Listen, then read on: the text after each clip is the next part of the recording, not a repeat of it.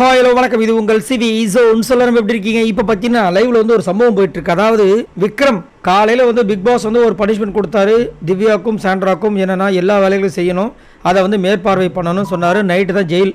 Okay, எல்லாம் correct. ஆனால் அதுக்காக வந்துட்டு அவங்க போகிற இடத்துலலாம் நீங்கள் இருக்கணும்னு சொல்லவே இல்லை. அவங்க பண்ணுற வேலையை பார்க்கணும்னு சொன்னார். அதில் அவங்களும் கொஞ்சம் திமுகமாக பண்ணாங்க. அதெல்லாம் வந்துட்டு அக்செப்டபுள். இப்போ பார்த்தீங்கன்னா திவ்யா வந்துட்டு வெளியில் வந்து உட்காந்து சாப்பிட்டுட்ருக்காங்க. அங்கே சாண்ட்ரா இருக்காங்க, நம்ம விஜய் பார்வதி பக்கத்தில் வந்துட்டு பிரசன்ட் இருக்கார். அங்கே வந்து இங்கே உட்காந்துட்ருக்காரு.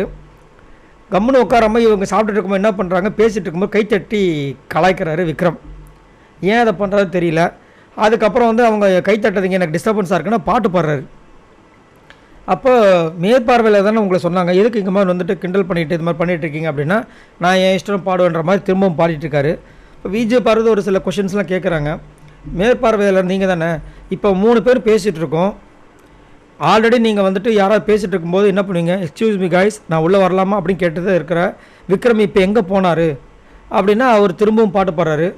அப்படியே வந்து வார்த்தைகள் எக்ஸ்சேஞ்ச் ஆகிட்டே இருக்குது. சாண்ட்ரா ஒரு பக்கம் நான் எங்கே போனாலும் வருவீங்களா நீங்கள், அப்போ என் மடியில் உட்காரதுக்கு தான் நீங்கள் வந்துட்டு மேற்பார்வையாளராக ஆயிருக்கீங்களான்னு கலாய்க்கிறாங்க. அப்போது பாட்டு பாடிட்டே இருக்காரு. திவ்யா டென்ஷன் ஆகுறாங்க, பிரஜனுக்கு டென்ஷன் ஆகுது. இவர் என்ன தான் பண்ணிட்டு இருக்கான்னு சொல்லிட்டு டப்பு என்ன பண்ணுறாரு, காலை தூக்கி காட்டிடுறாரு. அப்போது தடுத்து நிறுத்துறாங்க விஜய் பாரு வேணானே அப்படின்ட்டு. அதுக்கப்புறம் டேபிள் எடுத்துகிட்டு காலை கொஞ்சம் நீட்டி நான் உட்காரணும்னு நினைக்கிறேன் அப்படின்னு. அதாவது ஓகே, இப்போ வந்து இது விக்ரமுக்கு அது வந்து டைம் தான். ஆனால் விக்ரம் இந்த அளவுக்கு வந்து சாண்ட்ரா வந்துட்டு ஒன்றும் பண்ணலையே.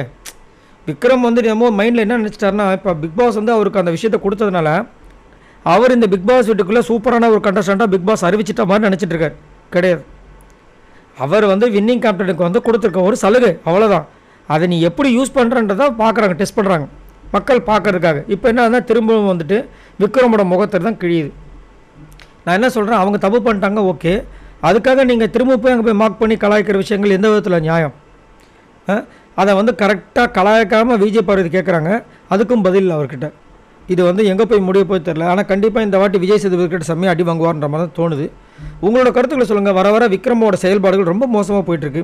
அதுலேயும் ஒருத்தங்க சண்டை போடும்போது அப்படியே இந்த பெண்கள் மாதிரி வந்து பண்ணுறாரு ஒரு இமிட்டேஷன். அது ஏன் அப்படி பண்ணுறாருன்னு தெரியல. அப்படின்றது ஓகே சரி பரவாயில்ல அப்படின்றது, கலாய்க்கிறது. இப்போ என்னென்னா உட்காந்து பாட்டு பாடுறது. அதுலேயும் குறிப்பாக பார்த்தீங்கன்னா இவர் பண்ணுற விஷயங்களை பார்க்கும்போது இவர் வேலை வாங்குற மாதிரி இல்லை, ஒரு அடிமை மாதிரி நடத்துகிறாரு. அவங்கள அப்படியே வந்துட்டு அப்படி நெருக்கிற மாதிரி இருக்குது. அது வந்து யாருக்காக இருந்தாலும் கோவம் வரும். இதை கண்டிப்பாக விஜய் சேதுபதி கேட்பார்னு நினைக்கிறேன். இதை பற்றி உங்களோட கருத்துக்களை சொல்லுங்கள். பாய் நண்பர்களே.